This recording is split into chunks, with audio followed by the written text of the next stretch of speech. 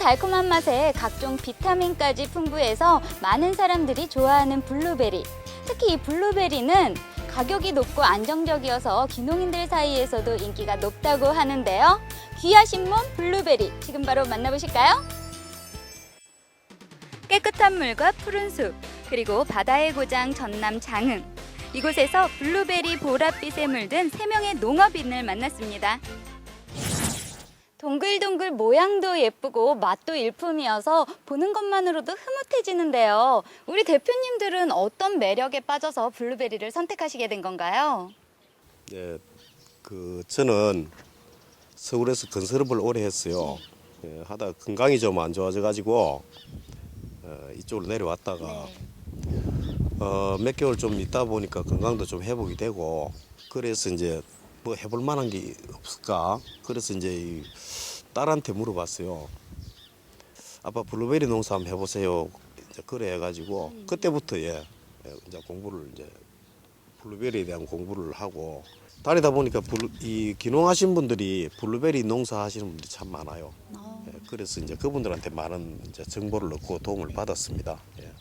네, 저는 이제 귀농을 처음 결심해가지고 장목은 이제 표고를 택했습니다. 그래서 이제 장흥군이 표고가 유명하니까 장흥으로 내려왔습니다. 내려오니까 귀농인 연합회라는 단체가 있더라고요.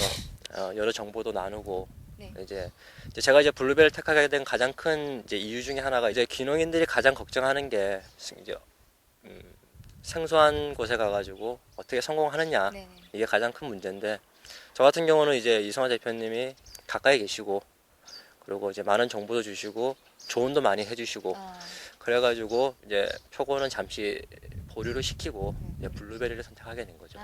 네. 뭐 저도 백지 생활만 30년 많이 했죠. 그러게요. 네. 많이 했지만 어쩔 수 없이 고향을 지켜야 할 그 상황이 됐습니다. 아, 여기 장흥이 고향이신 네, 거예요? 맞습니다. 아, 예. 농촌을 알아야 뭔가를 네, 해야 하기 그쵸. 때문에 새남경 대학을 다니면서 우리 이 회장님을 만나서 블루베리를 접하게 됐는데 이것이구나 하고 시작을 하게 됐습니다. 네, 근데 블루베리도 과일이잖아요. 근데 과일은 아시다시피 이제 심은 후에 바로 수확이 안 되기 때문에 좀 난해함이 있는데 블루베리도 다른 사과나 배처럼 이렇게 4년이 지나야 어떻게 수확이 가능한가요? 어떤가요? 그 블루베리는 주로 이제 2년생 묘목을 심습니다.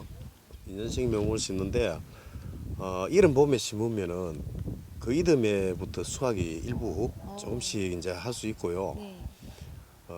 그거는 이제 삽목묘로 많이 하기 때문에 삽목묘는 수확이 빠릅니다. 예, 그래서 이제 그 이듬해부터 수확이 조금씩 가능하고 2년이 지나면은 이제 조금씩 자꾸 늘어나요 이게. 한 7, 8년 정도 돼야 성목으로 보니까 그때까지는 수확량이 계속 늘어난다고 보면 됩니다. 그래서 좀 이제 다른 과일보다 과수에 비해서 좀 소득이 좀 빨리 창출되는 그런 이 작목입니다. 저도 2년생 묘목을 지금 준비를 했는데요. 네. 2년생 묘목에 앞으로 2년 정도만 아주 묘목을 잘 만들어서 키워놓으면은 첫 수확을 얻을 수 있는 것으로 알고 있고요. 올 4월에 4월 초에 이제 2년생 묘목을 심었습니다. 심었고 뭐 농사라는 게 한순간에 얻어질 수 없다는 걸 좀 뼈저리게 느끼고 있기 때문에 2년이라는 시간이 그렇게 길다고 생각은 안 합니다. 그런데 재배 방법도 이렇게 다양한가요? 예, 여러 가지가 있는데요. 네. 우선 그 노지에 토경 재배가 있습니다. 흙에다 심는 거. 네. 예, 토경 재배가 있고, 그 다음에 노지에다가 이제 뭐 제초 매트 같은 거 싹 깔아가지고 풀 안 나게 하고 거기에다 이제 분을 넣어서 이제 분재배하는 방법이 있고 노지 분재배. 네. 그 다음에 시설에서 분을 놓고 하는 시설 분재배가 있고요. 또 시설 하우스에서 이제 토경으로 재배하는 시설 토경 재배가 있고 대체적으로 이렇게 나뉩니다. 재배 방법이. 근데 각 대표님들은 그러면 어떤 방법들 선택하고 계신가요? 저는 현재 노지 분재배하고 시설 분재배를 병행해서 하고 있습니다. 예, 근데 이제 시설 분재배 같은 경우는 이제 무가온으로 한 달 이상 조기 수확할 수 있어요. 네, 그래서 보통 우리가 이제 6월 초에 그 노지 수확을 시작하는데 5월 초면은 나옵니다. 예, 그래서 소득적인 측면에서 상당히 이제 메리트가 있다고 보고요. 예, 그래서 그 저는 이제 재배 방법이 또 간단해요. 예, 토경하고 좀 틀려서 까다롭지 않고 분재배가. 예, 분재배가 네. 예, 그래서 이제 그 초보자들이면은 가능하면은 분재배를 했으면 좋겠다. 네, 저는 지금 노지 분재배를 하고 있고요. 네. 예, 방금 말씀하신 것처럼 노지 분재배가 초보자들을 위한 그 재배 방법인 것 같아요. 굉장히 좀 깔끔하고 네. 편합니다. 네. 이제 바닥에 제초 매트를 깔다 보니까 뭐 굳이 뭐 풀미기 작업을 따로 이렇게 시간 내서 할 필요도 없이 그 분 안에 있는 잡초들만 시간 날 때 이렇게 뽑아주면은 그게 아주 깔끔하게 되더라고요. 네네. 예, 그게 굉장히 편리한 것 같아요. 그렇다면 이 재배 방법에는 단점도 있을 것 같은데요. 없을까요? 이제 토경 재배는 네. 지금 우리나라 이 토양 자체가 블루베리가 살기에는 적합하지 않습니다. 아, 이제 그거를 이제 블루베리가 살기가 좋게끔 만들어 주려다 보니까 네. 그 토양 조성하는데 굉장히 공이 많이 들고 시간이 많이 걸리고 합니다. 그런 단점이 있고요. 분재배는 네. 예를 들어서 토경에서 80년을 키우고 뭐 70년을 키우고 뭐 100년을 키우고 할 나무를 분재배는 뭐 기껏해야 한 10여 년, 많이 해봐야 한 10여 년 정도 키울 수 있을 겁니다. 이제 그러면은 이제 비용적인 측면이나 이런 게 이제 분재배가 좀 많이 들겠죠. 들고 수확량이 적습니다. 아, 방금 말씀하신 것처럼 네. 이제 분재배를 했을 때 가장 큰 단점이라 하면은 이제 시간이 지났을 때 한 4년에서 5년 정도 시간이 지났을 때 나무가 크고 네.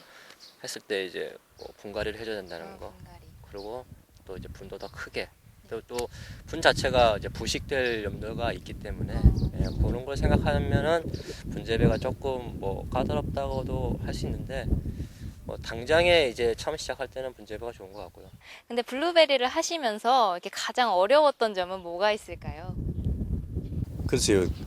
가장 어려웠던 점은 가장 기본을 지키고 기본을 찾는 게 가장 어렵다. 예, 이렇게 말씀드리고 싶고요. 블루베리한테 가장 중요한 건 물 빠짐.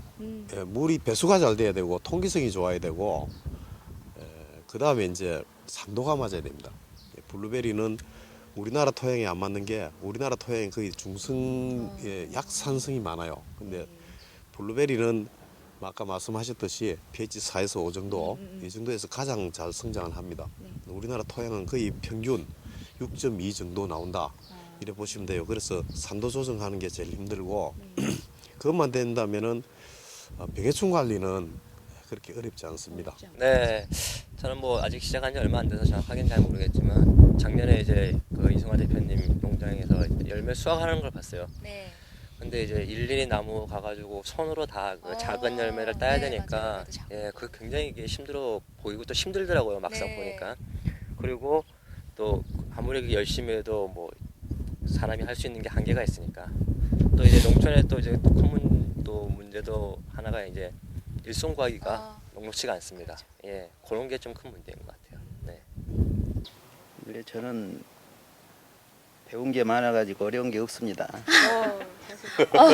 네, 대단하신데요. 네. 대신에 한 가지 어려운 게 있어요. 네.